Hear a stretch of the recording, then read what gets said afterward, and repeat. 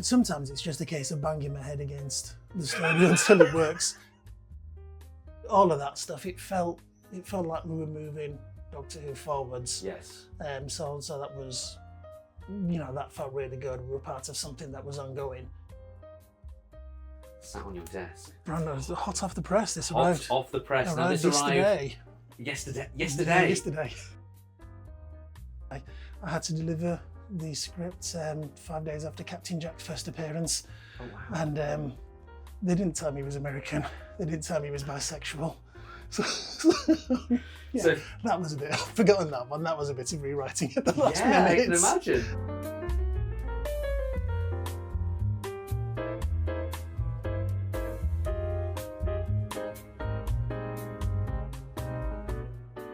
Right.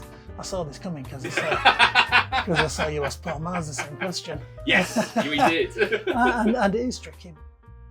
Hello and welcome to The Edge of Discussion. Today we're sat in the office of a writer who has written short stories, novels, audio dramas and comics for the past 30 plus years. So please welcome to the show the wonderful Steve Lyons. Lovely to see you and to be here on this very hot day.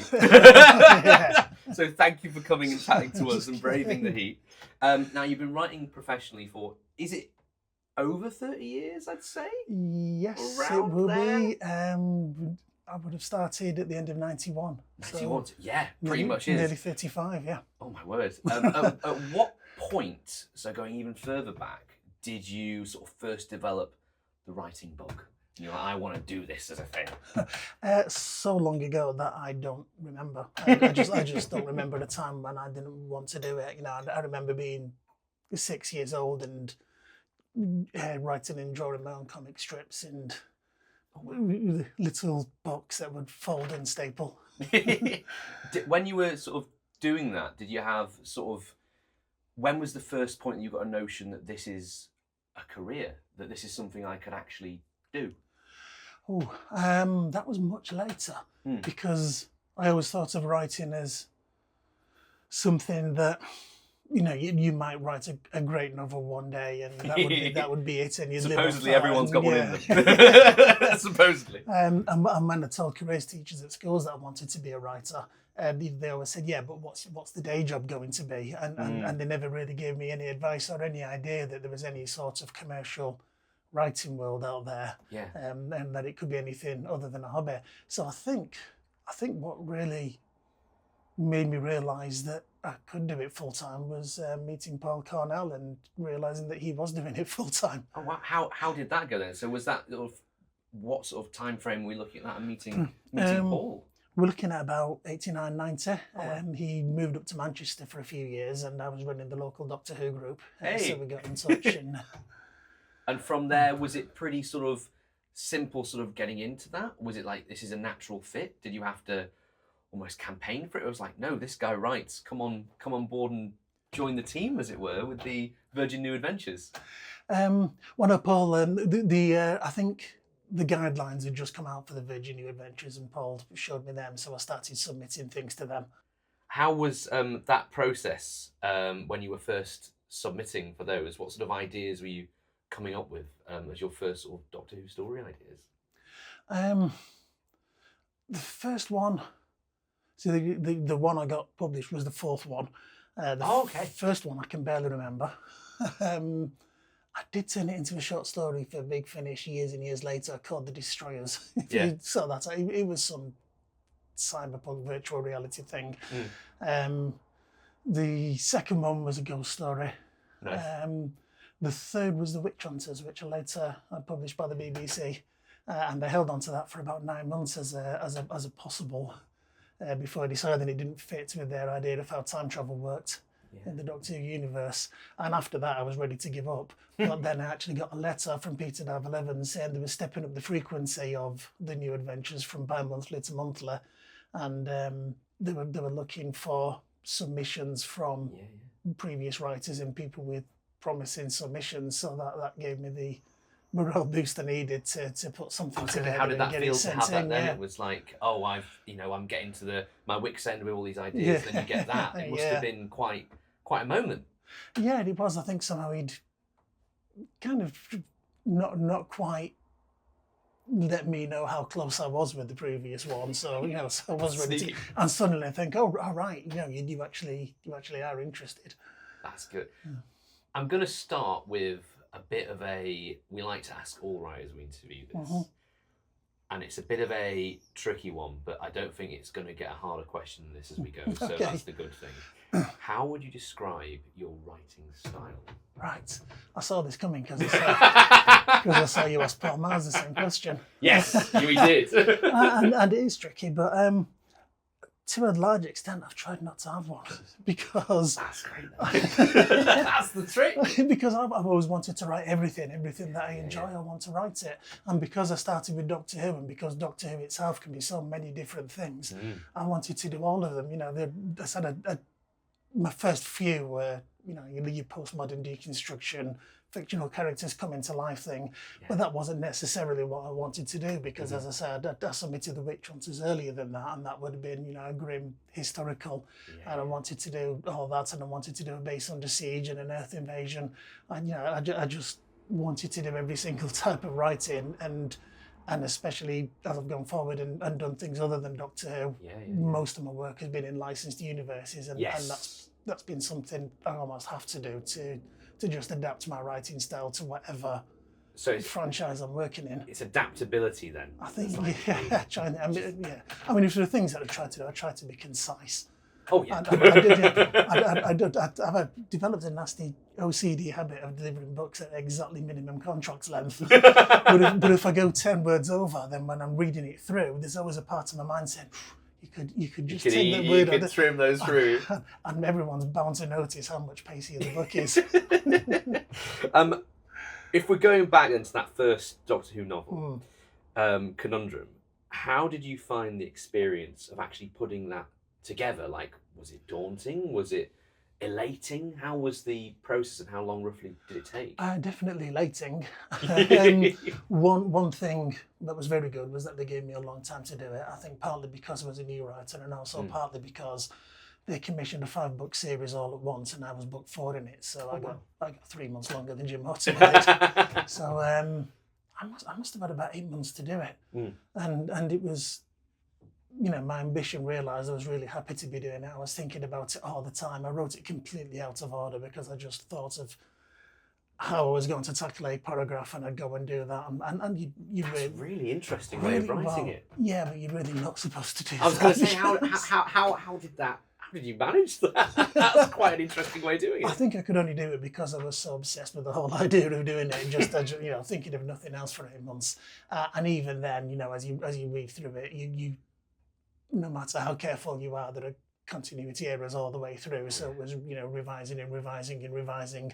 But, I was just so into doing it that I was okay doing that. With the second one, I tried to be much more disciplined and write it in order. But the first one, it was just, I'm writing another, I want to do that bit, I want to do that bit. Was around that sort of era, you mentioned like sort of the guidelines that were given. How did you find sort of working towards that? Was it quite an easy fit, being a fan going, oh yeah, I know what I'm roughly doing, or was it a bit more sort of, oh okay, because of course that sort of era of Doctor Who books were very different to They were. anything that had come before, anything later as well.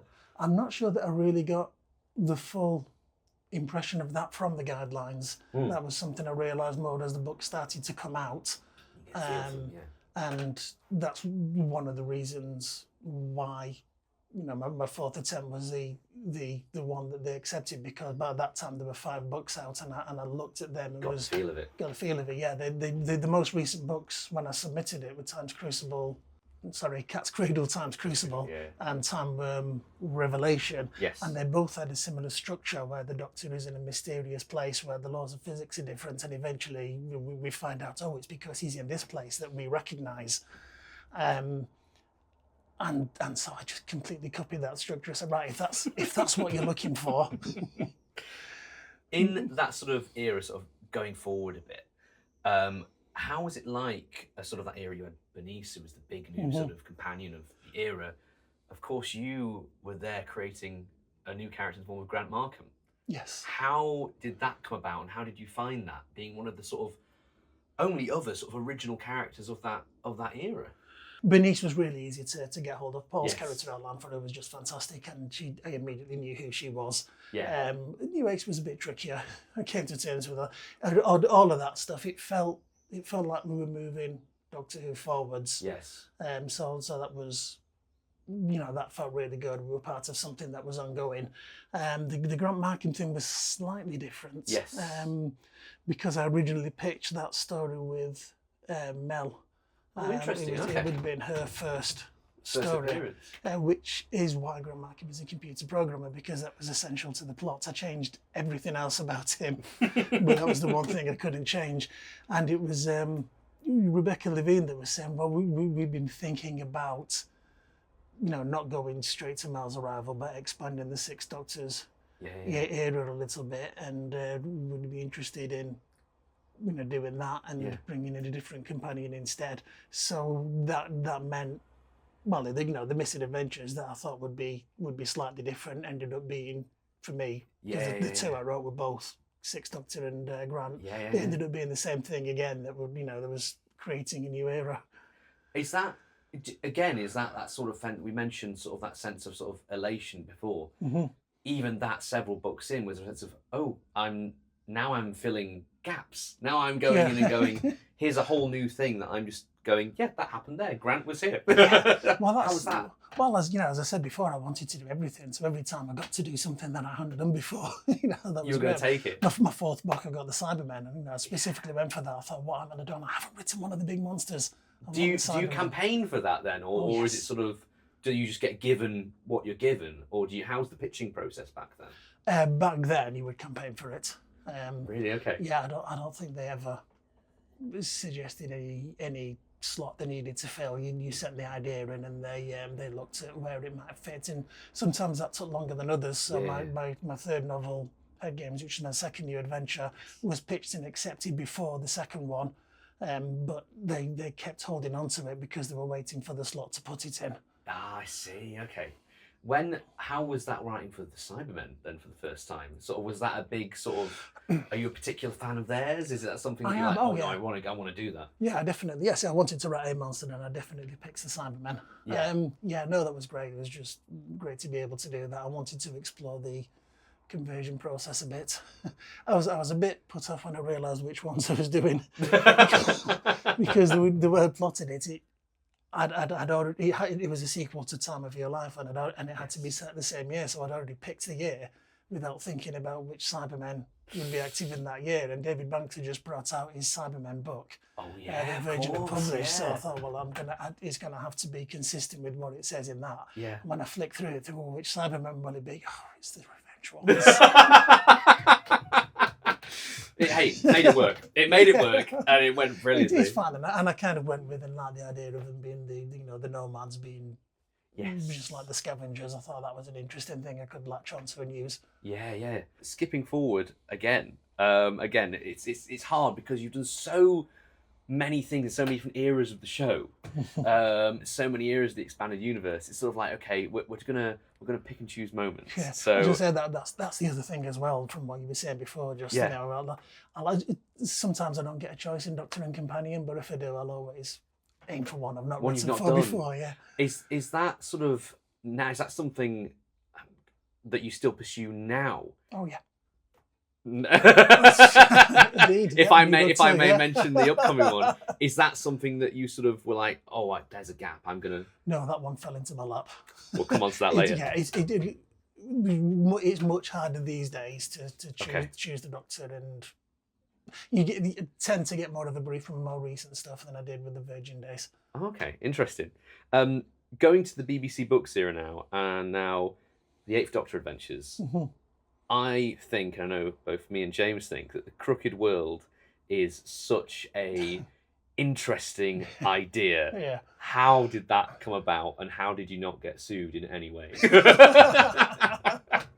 I probably shouldn't have called the cat Jasper. That's the one thing that they probably could have got me on. I went to a Gallifrey 1 convention in Los Angeles, and I was on a panel with Justin Richards and some of the other writers. Mm-hmm. And for some reason, Scooby-Doo came up, and I've always loved Scooby-Doo, and Justin said, half joking, no, if he wanted to pitch Doctor Who meets Scooby-Doo, I'd accept that. Oh, wow. And I think he was thinking more of, you bring Scooby-Doo into the real world, but I'd just seen Pleasantville. I don't know if you remember that film. Yes, It's about a couple of kids that go back into a 50s sitcom. And I like the idea of it. I had some issues with how they explored it, and I'd given some thought to how I would have done it. And I thought, well, I can do that. I can do that story in a cartoon universe. So it was just, a combination of a few things in my head at the same time. How did you feel writing for Paul McGann's Doctor at that time? Of course, when you were coming into it, did you feel there was a bit more sort of free reign with the character, with it being, or was it pretty well established by that point with the books, how he is? I came in quite late to the Eighth Doctor's coming. My first few BBC books were Past Doctor Adventures, and so a lot of the work had been done to establish him. And I remember when I knew I was pitching for that, when I was reading the Eighth Doctor books, I would start to make notes about any moment that I thought, oh yeah, that feels like the Eighth Doctor. I would make a note of it. So I was very much trying to fit in with what had gone before, rather than having free reign by that point. I was more concerned with keeping it consistent, because obviously that was an issue with us having so little screen time. Yeah, I mean that's the trick with that. With that sort of, I want to mention something about the Witch Hunters. Mm-hmm. Now, I first read that when it was reprinted. Right. For the, I think, is it the History Collection? Yeah. It was released that many years later. Yeah. Do you, when sort of a book is reprinted, or when it's something from the past is reprinted, do you sort of get told about that, or do you just go, oh, there it is. Oh, it's back out again. That this is out to a whole new sort of generation of fans. 'Cause I know from that era, there's so very few books that have been reprinted, certainly in recent years. Yeah. No, they told me about it. I think possibly mostly because they didn't have any of the original files, so they had to typeset it all again from OCO. I think that's what happened. Yeah. Because what I do know is that they sent me proofs again, and that wouldn't be usual for a reprint. But I think that's why, because they had to reconstruct it. So if only for that reason, they would probably have told me beforehand anyway. But in this case, they kind of had to, because we kind of went through that. Yeah. End of the process again. When writing for, during this era, Past Doctors versus the Eighth Doctor stories, is there a difference in approach when you're planning a story during this era, in terms of like, well, do you have to be more sort of thoughtful of the arcs when you're doing the Eighth Doctor stuff, for example? Yeah, well, to begin with, as I said, I will just submit the story, and it won't have any bearings on that. But when they ask me to develop it into a longer outline, then they'll be telling me at that point where it fits and what else is going on, and they'll usually ask me to include some stuff. I had quite a bit of stuff to include in the Space Age. I don't recall really having to include anything in the Crooked Road. I think it was in a period of mostly standalone Yeah, books. it's quite standalone. That one. I think we're sort of prepared for it as well. You'll have to go completely free reign. This is a question that we asked Paul, so you're probably prepared for this, because I really want to know for every writer we speak to, because I love this whole era of books, from Virgin all the way to the end of BBC, the cover art. Do you have a favourite cover from either this era or just your whole Doctor Who book oeuvre, novel oeuvre? Oh, it's hard to say. I mean, I obviously have a very soft spot for the first one. Yes. And that's going to be partly because it's the first one, but then it is also a cracking cover. Yeah. I got, his name's gone out of my head. I can't remember his name. He got out of my head. Jeff Cummings. That's the one. So that's getting one of the famous artists on it was great. And, for the first one as well. Yeah, and I love how we did the comic strip artwork on it. So we did, and the contrast between Ace's realistic black coat and the supervillains comic book black shading on blue. So it might still be that one after all this time. It's just it's really cleverly and it's very sort of it's almost like pop art in a way, isn't it? It like stands out. It's really quite striking and strong. One of the particular short stories I want to talk to you about is Katerina in the Underworld. Yes. It's one of the most popular Doctor Who short stories. Is it? I don't know if you're aware of a site called TARDIS Guide, which has just launched, which basically attempts to chronicle every Doctor Who story ever. People can go on and rate it. Katerina in the Underworld is the #1 Big Finish short trip. Wow, I wasn't aware of that. You tend to think those things kind of disappear because you don't see much discussion of them. Yeah, but it's one of the highest ratings on there. Wow. And I agree. I think it is one of the best short trips. I don't mean to lay you with praise, but I will. With the recent sort of finds of Dalek Master Plan, and those two, can you tell us anything about that story in particular? Really special story. Wow, yeah. Well, again, that's me wanting to write every companion, and there aren't many opportunities to write Katerina. So when I was told the theme of the collection was Greek myths, I thought, right, I'm going for it. Yeah. I can't remember much more than that, other than I just thought, oh, that's how I could do it. It's either that or take her at a time in the last second, isn't it? Yeah. It's such a sort of lyrical, like there's no other Doctor Who story like it in the best possible way. It really does sort of take you on a journey with it.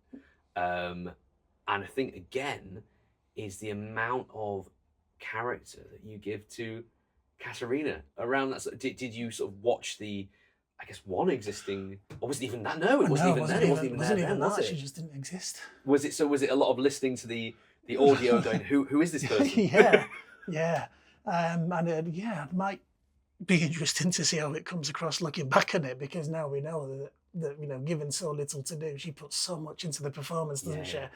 Well, so I got through that. I said I sort of thought I'm gonna go before come and see you. I'm gonna read that again, and it was a moment when this fits. I believe anyway. Oh, right. It fits incredibly well. Oh, that's good to know. One of the other things you've done is you've written an awful lot of reference books. So you've got Doctor Who, Red Dwarf, Blackadder, Star Trek. How do you actually go about working on, even if there's sort of comedy elements or sort of humorous elements, how do you actually help to create a reference book? Oh, well, I mean, it's been a while since I did that, but it would have been, lots of poring over VHS tapes and taking notes. I mean, the Red Dwarf program guide was the first one, and I actually did that before the Doctor Who work. I had the in with Peter Davil Evans because he'd been looking at my submissions and suggested that to him. But I think that we were very much following the format of other what had been set before. So we kind of knew what kind of thing it was going to be, and it was just a case of going through each episode and writing down and whatever fit into any bits of trivia. And it just it's a very, very piecemeal process of just finding all the stuff and putting it into the right order. Is that sort of, because you mentioned sort of wanting to write from a very young age, sort of going into that early on, was that sort of, how did you come about doing that? Because it's very different to writing fiction. I mentioned the whole process is very different to writing fiction. Yeah, I mean, I was wanting to write fiction more. Yeah. But I was quite happy writing non-fiction, and we ended up getting a chance to work on the Red Dwarf magazine about the same time as the program guide. We kind of traded off against each other. We told the magazine people, oh yeah, we're definitely doing the program guide. And we told Virgin, yeah, we're definitely doing the magazine. And so neither of them thought they were employing us for the first time. With all sort of, I'm going to, on a fiction basis, what does, you sit down, you've got your idea, you've been given the thumbs up to go. What does your writing process usually look like, or how does it usually go about? So sorry, hang on, is this after the synopsis? Yes. Because by the time I've got the thumbs up to go, I've usually got a chapter plan and I know what goes on the way. They don't always ask for that these days, but if they don't, then I tend to do it anyway. So it used to be it works synopsis, that way for me. chapter plan, lay everything out, and then go for it. I think that's what Virgin wanted, and that's what I stick to even when I'm not asked for it, because I just like to have that all nailed down. In fact, quite often I'll do the chapter plan before the synopsis, just at least a rough version, because it really helps me to structure the book, and then I'll crunch it down into the shorter small bits. synopsis. Yeah. Does that process stay the same when you're sort of writing now? Is that something that's it's still the same beat by beat process? Yes, it is for me. Yeah, because even when, as I say, even when the publishers don't ask for it, I still do it that way. Of course. So sort of you're established in the Doctor Who universe, and then Big Finish arrives. How did you approach writing? It's one of my favourite early Big Finish stories, The Fires of Vulcan. Notably, said first work with Big Finish, but also it's a very different type of story to the tone of season 24. How did you approach that process, getting that together? Okay, well, the process of writing audio, I just charged in and bodged my way through it. I was really lucky to have Gary Russell as the editor, because he knew I didn't have any experience in audio, and he said it's more important to understand Doctor Who, because I can fix people not being able to write audio. So he gave me a lot of help on formatting things and how to have things happen on audio. There was a second half to the question and I've forgotten it. And anything you could tell us about the Fires Oh, of sorry, Vulcan? about it being a different. Yes, totally very different to that era. How did that come about? It came about because it was commissioned as a season 26 story with the Seventh Doctor and Ace. Really? No idea. And then Bonnie Langford got in touch and said, "Can I do a Big Finish audio?" And the Gary Russell phoned. I was 2 episodes in, and he said, "Can you make it for Mel?" How did you? So it was already Ace. You'd already written for Ace. Did you? Yeah. How much? I take it you had to go back and was there more or less changing than you thought to make it fit for Mel? Possibly less, because it didn't really make any difference to the structure and to the beats of the story. It was rewriting all the dialogue as I went along, and some of the motivations changed.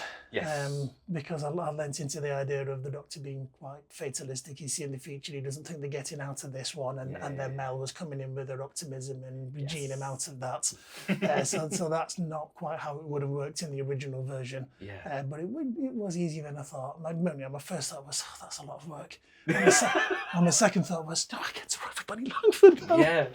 It was. How was your first sort of listening to that?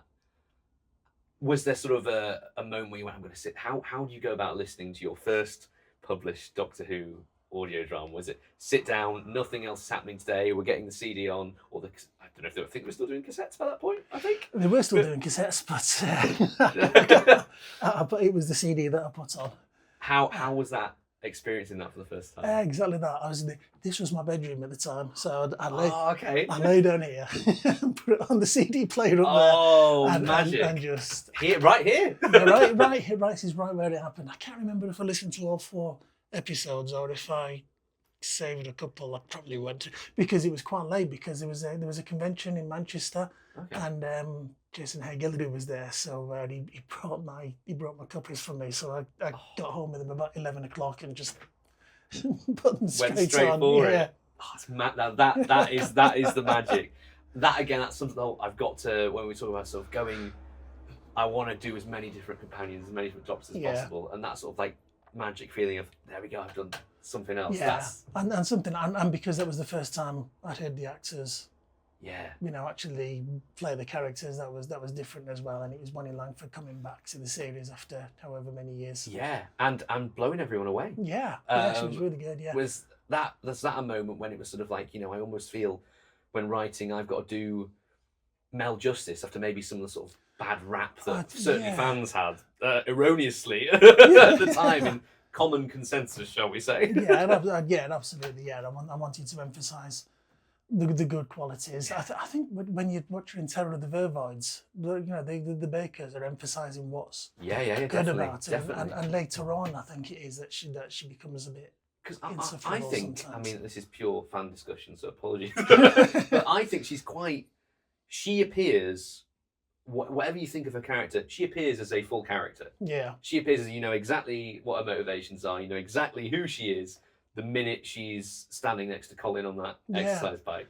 And that's, not all companions are that lucky to appear with such a, that's her, well-rounded character. Yeah. When doing Colditz, and of course, it's quite a sort of powerful story for Ace. Mm-hmm.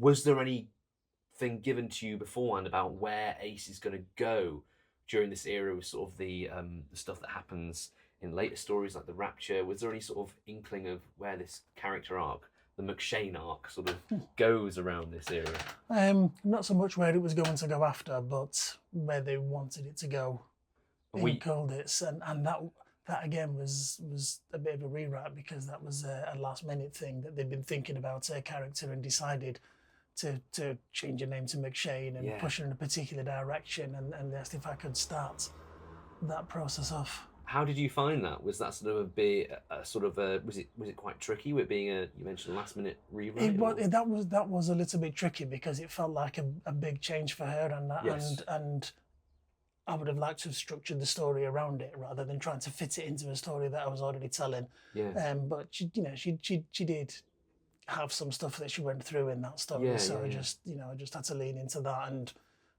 use that to push her to where they wanted it to be. When that sort of happens and you get given something quite late in the day, I can imagine it's very easy to panic and go, oh no, what am I going to do? How is that? I imagine part of the battle there is just keeping calm and going, no, I can make this work. Yeah, I think so. Yeah, I think I had to ask for an extra week on Fires of Vulcan because I was really pushing that to the wire already. And it's easier with audio than it is in prose, because you've got fewer lines to change. Where you're not doing long paragraphs inside the character's head that are suddenly redundant. Of course. It happened with prose once with Compassion. Remember the character of Compassion? Yes, and it completely changed where she was going and neglected to tell me. Would you say that's the example of that you're like, that was the nadir of that, the worst of that? Yeah, that was a big rewrite after the book was finished. After the book was finished? Oh my word.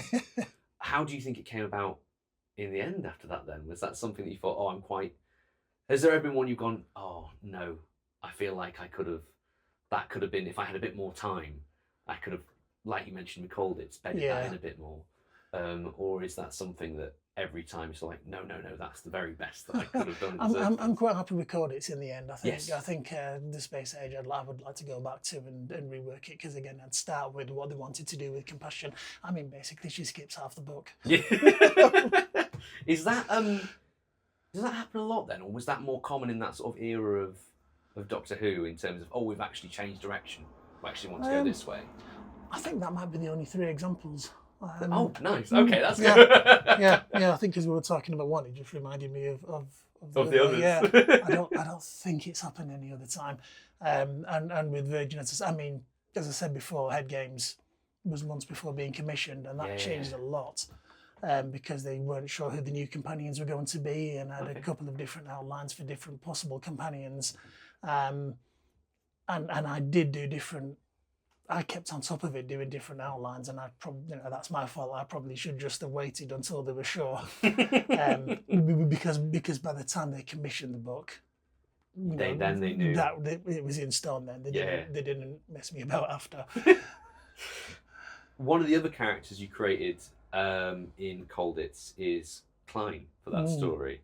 Now, did you have a sort of big plan back for her when you were writing this back in 2001?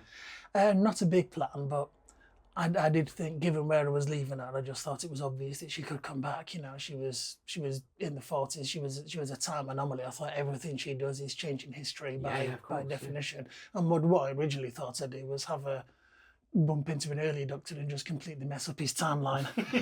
But for one reason or another, that never happened, and it was a long time before we got back to her. I was going to say, was that sort of just something, was that an availability thing, or was that just when you finished Colditz, was like, we're going to park that, or was it did you come years later and go, I want to do something with Klein again? How did that come about? At the recording for Colditz, Gary asked me to submit another story for Klein, because we were just listening to her performance, Tracy, and she was just fantastic, and it just, somehow just fell through the cracks. It just never quite happened at that time. So it was a bit of a surprise years later when John Ainsworth got in touch and said, right, we want to do that Clan sequel after all. But by that time, it became very different to how I envisaged, because at that time they were doing the trilogies, Yes, it was. And so we were looking at quite a different structure Yeah. for the story. When one of the sort of, I'd say, I don't know, more complex stories of sort of that kind of Big Finish, I'd say Time Works. Mm-hmm. Have you got? How do you map out a plot like that when you're sort of planning something that has so many moving parts? Yeah, pun intended. Sometimes it's just a case of banging my head against the story until it works. Especially, I mean, Time Works wasn't the worst for this. I mean, Colditz actually was for the time paradox. When you're doing things out of order and something, cause has to affect, and then the effect has to be the cause for something else. And sometimes it's just. Sometimes I just go out for a walk around the area and just try and work it all through. And if that happens, I don't know, but that messes that up, and then that happens. So yeah, they are. I suppose because I've done a lot of them, that's another reason I always have to have the nailed down chapter outline. Because I just need to know exactly what needs to happen at all points to make plots like that work. Yeah. Is that still something, even when doing audio, it's like making sure there's a beat by beat outline before you go into I mean that'd be episode by episode, so I guess that does come out a bit looser. Yeah. Although I end up with scene by scene, but generally quite a rough line for that. Yeah. With Big Finish, you wrote Blood of the Daleks, which is so many people's introduction to audio Doctor Who. Yeah. That is most people's sort of big jumping on point, and it was sort of almost sort of marketed as that, like this is the start. If you want to listen, this is your place to go. How was that sort of in your brief to make this story as almost like as approachable as possible for new fans? How did you find that? Yes, I knew when it was commissioned how that was going out, that it was going to be the first in the BBC 7 series. Yeah. And it was a new start. I was given the outline for the companion. They wanted Daleks to sell it to a new audience. It was all baked in. Yeah. Was that something that was like quite freeing almost, to be like at the sort of very beginning of this whole new era, to go, okay, I've got almost like a pretty free sandbox to play in? Well, not really, because Nick Briggs and Alan Barnes had already worked out all the details, so it wasn't. It wasn't. I mean, to be honest with you, it's always nice to feel like you're taking things forward with things like that, the new adventures, but they're almost more limiting than the past Doctor stories are, because you've got someone who's plotted the story arc and they're telling you, what you have to do. Whereas a past Doctor story, I'm fitting in between two stories, but I feel freer to do. So it's probably more limiting, and Nick put a lot into that as well. Actually, Nick likes to rewrite Dalek stories. Okay. Is that more sort of Dalek dialogue then, or is that just sort of his sort of, because he loves Daleks? I guess so. When with Blood of the Daleks, was there sort of an energy to make this more like the new series? Because many people have commented that the whole feel, even down to the 45-minute format, I think so, is very new Who. Yeah, and I think the 45-minute format really led that. I mean, with mine it was a 2-part story, so slightly less so. Yes. But I think the 45-minute format almost pushes you into making it more new series, and I think they explicitly said that anyway, that they wanted it to feel more familiar to people who only knew Doctor Who from the new television series.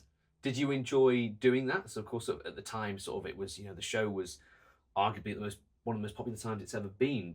Was that sort of quite a exciting thing to be a part of bringing sort of Big Finish into this sort of modern world almost? It was, yeah. And the most exciting thing was getting my name in Radio Times for it. That's what made it special. You bet. I hope that you have a copy of that. Oh, I certainly do. I was going to say, let's have that somewhere. And the following week when it happened again. When it came to writing Seal of Dreams, your Ninth Doctor novel, of course, being in the Doctor universe for such a long time during the Wilderness years, was there a difference in how things were done with this being, the sort of one of the first books for the new series? Or was it still pretty much the same process? Well, it was the first time I'd had something run by a production office. Okay. So, because there hadn't been one before, so that was the first big difference, and they were chipping notes in. Wanted the Doctor to be less elitist. Can you not like Shakespeare, please? Really? Yeah. How did you find those sort of? So would you, when you were doing this, like, was it around the time like you'd had a chance to like see episodes, you got used to the character, or was there a bit of? Not at all. Really? I think I started it the week that Rose was on. Yeah. I was one of the people that watched it before it was on, so Oh. I shouldn't admit that. I had some idea, but it was developing week by week as I was writing it. And in particular, I had to deliver the script 5 days after Captain Jack's first appearance. Oh, wow. And they didn't tell me he was American. They didn't tell me he was bisexual. So that was a bit, I've forgotten that one. That was a bit of rewriting at the last minute. I can imagine. I mean, that's to start writing a sort of Ninth Doctor story with one episode. Yeah. That's crazy. They sent me a couple of scripts. They sent me scripts for The Long Game and Boomtown. Yeah. Was that able to sort of help you sort of get a grasp of that? A little bit, yeah.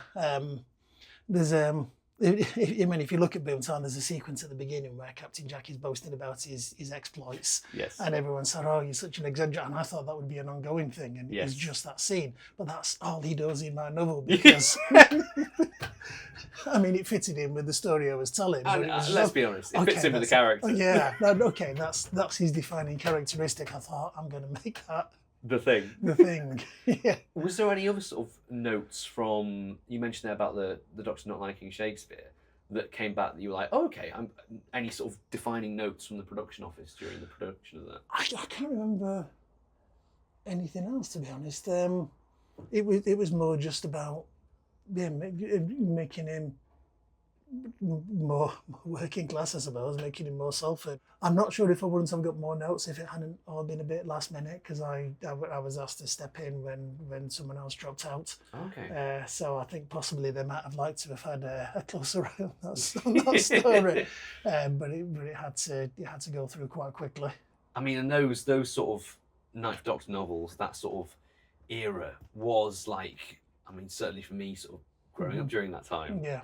That was, seeing those, it just felt like, oh yeah, this is just, and the amount of links they have to the TV stories, Yeah. I think is what makes them feel so much of a piece. They are almost like your extra series one at the time. Yeah, it was really, really startling when they mentioned just this year in, is that Boomtown or the one after? But I think that's the first direct reference back to a Doctor Who novel in a TV episode. Yeah. And I think that's what made it so nice that there was that continuity and care to go, no, people are also reading the books. We're gonna make mention of it. Yeah. And that with the thing about Boomtown and Captain Jack's gonna do the same thing.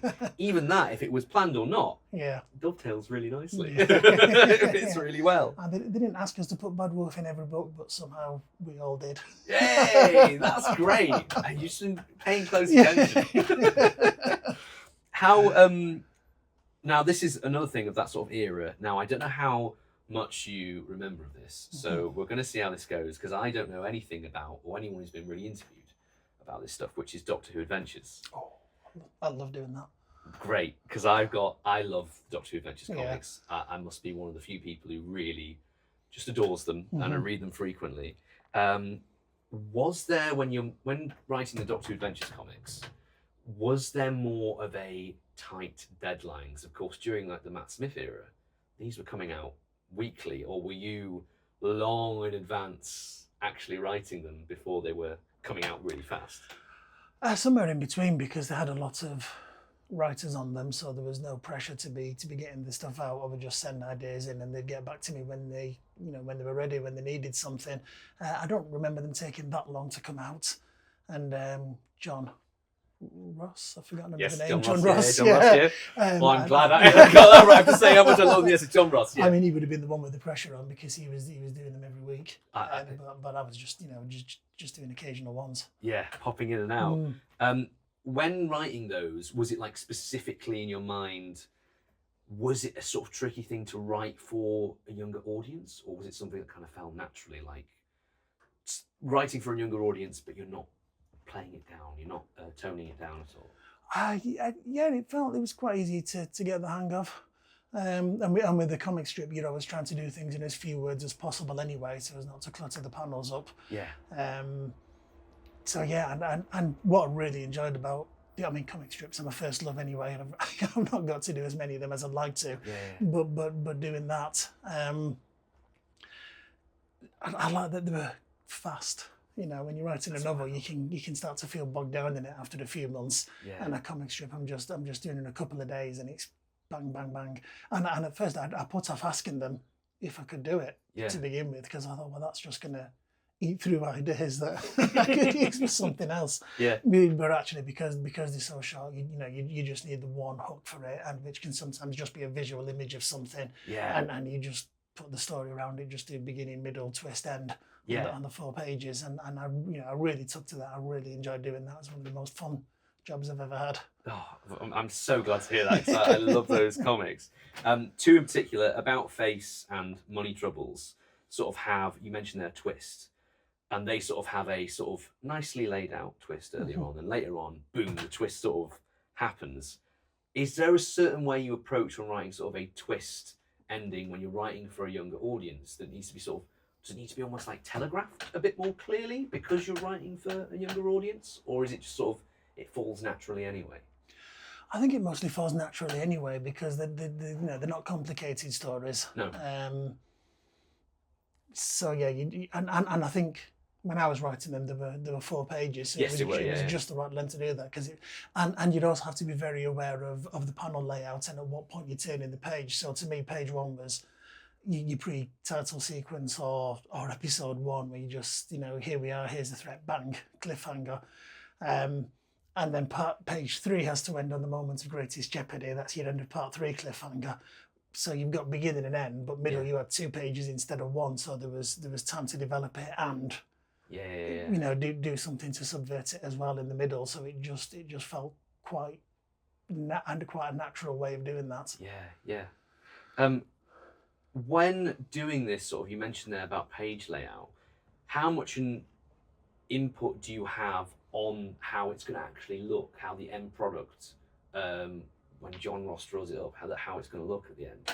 Well, we wrote to a full script, so I'd say how many panels there should be and what happens in each one, and other than that, you always never quite know where to draw the line. I don't want to give too many instructions inside. This is what I wanted to ask. Yeah. But I don't want to do too little, and him thinking, well, he's making me do all the writing. What am I drawing? So I sometimes I just say, this is how I envisage it, but you could do it another way, just to try and negotiate. Because I've never actually spoken to John, so we never actually had that conversation of how much. How much detail he prefers. So I did quite often just get around that by putting optional detail in. There's a couple of things when there's one strip when the Doctor had to be surrounded by monsters from the past, and I thought it'd be fun if they all came from the strip. Yeah. So I thought, well, do I put that on John, or do I do it? So I gave a list and said, or any you feel like. So yeah, it's I don't have a definitive answer to that. It's just what feels right at the time. Feels right, yeah, where the balance is. That's so fascinating, that. Last question on DWA, I promise. I am a big fan of Decky. How I think more people should know about him. It's such a weird sort of period of that comic. How did you find writing for him, knowing that a child had created this weird lizard character as a companion? I mean, yeah, to be honest, not much different. I think I only wrote him once or twice. Yeah, only a couple of times. Yeah. Not much different from someone like Heather McCrimmon, who was also created by a child. He's still just treats him as a character with those characteristics.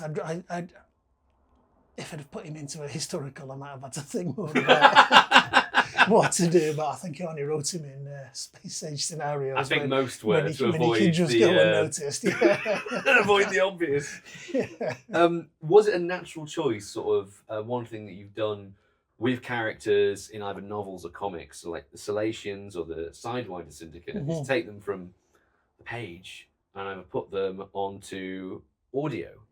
How did that? Was that something that you always wanted to do? Is to give these sort of page characters from comic and prose a voice, or was it just sort of a why the hell not? The Sideways Syndicate was a why the hell not. So they just fitted in with what I was writing at the time. The Salations, I think I was asked to do that. I think Janine's was suggest. Would it have been John? Might not even have been. Might be David Richardson. Whoever was I think it was. doing I think it was Companion David. Chronicles I think it was David at the time. I think it might have been David at the time. I might be wrong, but I think David suggested that I could use them, and I thought, yeah, why not? Given something I've created a bit more prominence by moving it into another. Did you then have more of a sort of say in how they sounded, or like when you heard those, were they exactly as you thought they would sound in your head, or? I think I imagined him being a bit more. No, actually, no. That's the snakes. I'm remembering the wrong anecdotes. There was some discussion about the snakes sounding too much like Ice Warriors if we gave them a hissy voice. Yes. I think the Salations. I think they did ask me, and I think I had actually described their voices in the murder game where they are speaking through water, but then it's synthesized on top of that. So yes, they came up with a sound effect that said that, and so yes, they did sound how I imagined. Were the Sideways Syndicate, were they a bit more? Do you pitch them more sort of Ice Warrior-y? Or in your hand with the many S's on those comic panels? yeah, that was it. You just imagine them hissing the way through that, and I think they just toned that down in the audio so as not to sound. They're not other big green lumbering monsters. Yeah. Now you've recently been writing for BBC Audio's classic range. Mm-hmm. Most recently, it's right there, Agent of the Daleks, sat right there. Oh yes. Which is a great story. How important is it with these sort of stories, which almost is like the aim to capture the spirit of that era of the show? How do you go about making these stories feel like that era when it's spoken word? I mean, it's not too different to writing the Missing Adventures, and in a way, it's easy because the format is just a little bit closer. Yeah.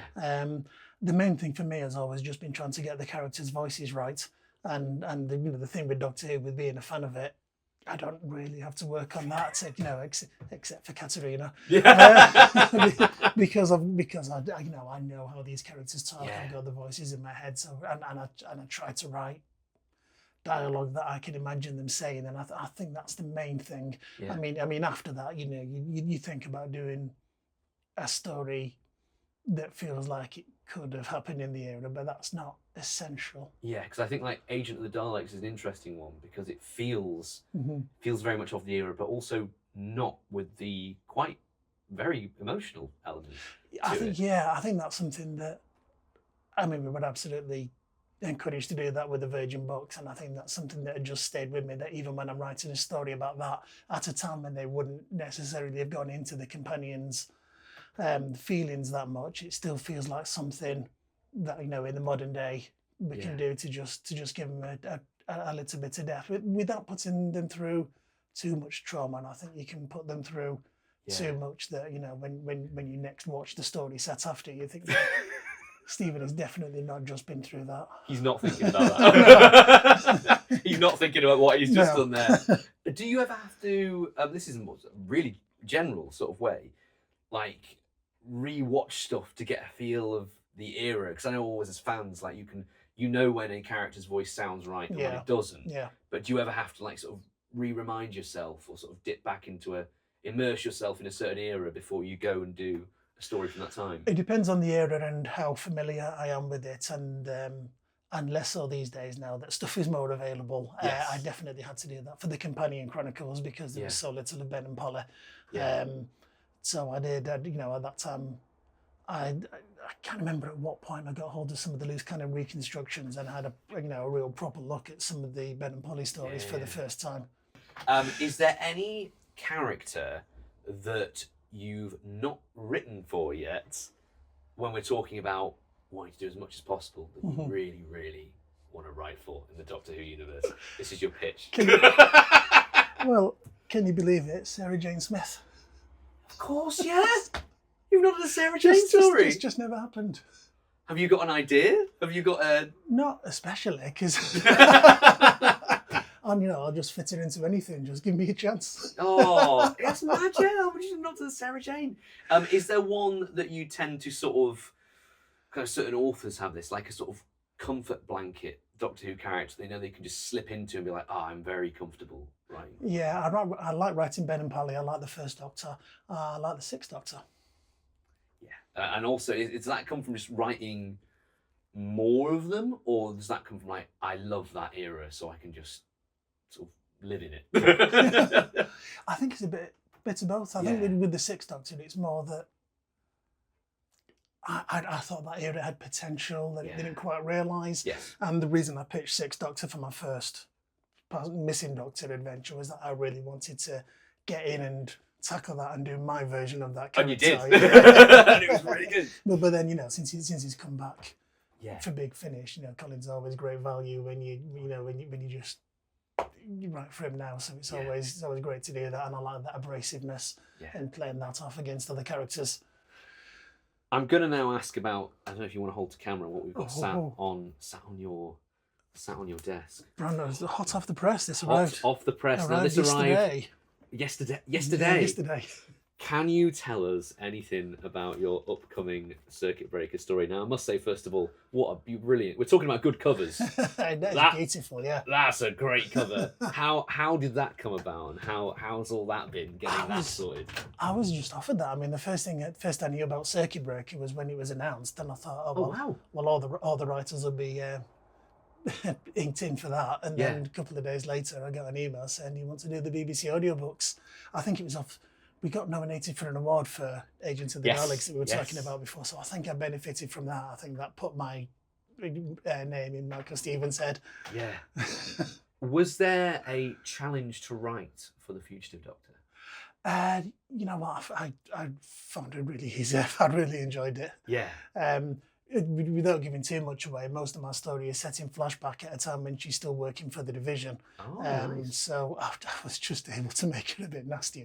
Yeah. So I think that ties in with what we're saying about the Sixth Doctor, just being able to write someone with a bit more of an edge. You like the abrasive, and Hart, the First Doctor as well. Yeah, I guess that's what I like in my Doctors. The abrasive Doctors.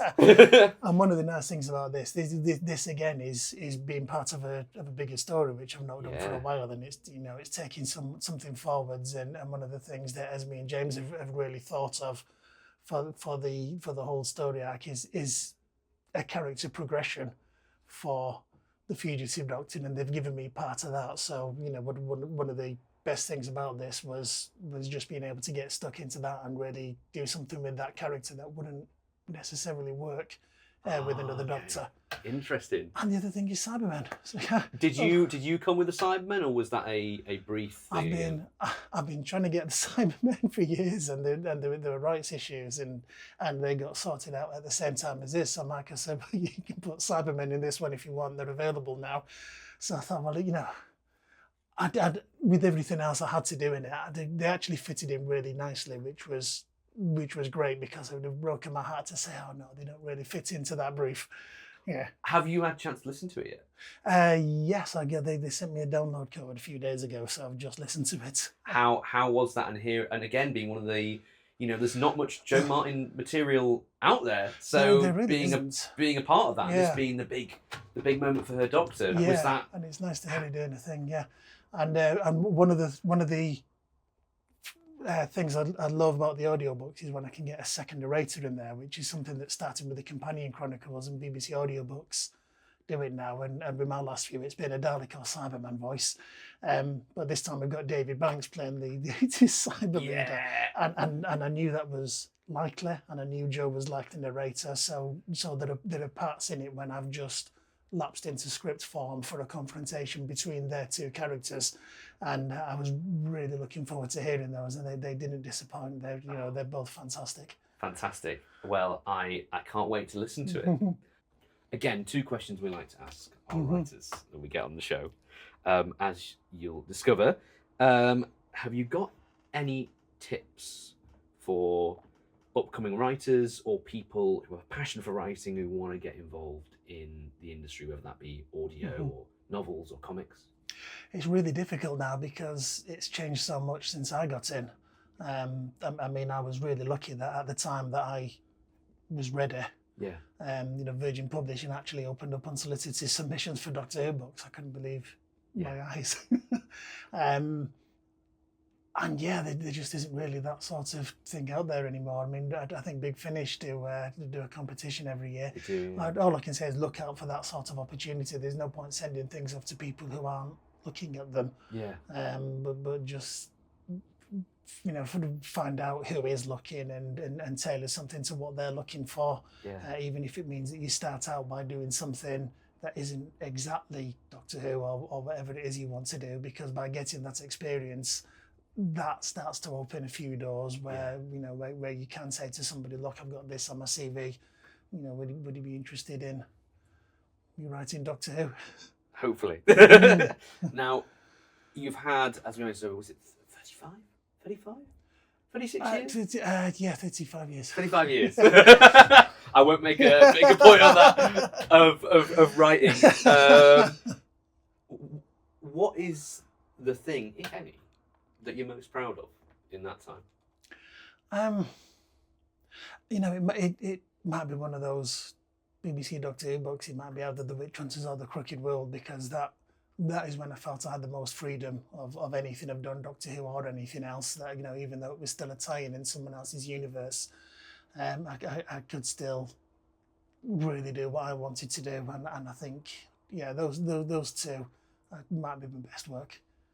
And I thank you for that work and for, I'm sure, all the work that's to come. Thank you for braving the heat and allowing us into your lovely little office. Yeah, I will no look problem. up there and imagine the Pfizer Vulcan playing on playing on the wall. Steve Lyons, thank you very much. Thank you. Cheers. Lovely to speak to you. And you.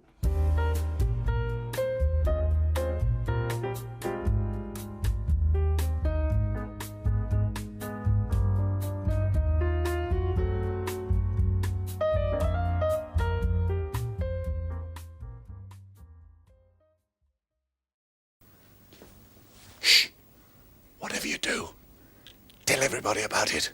And mind the steps.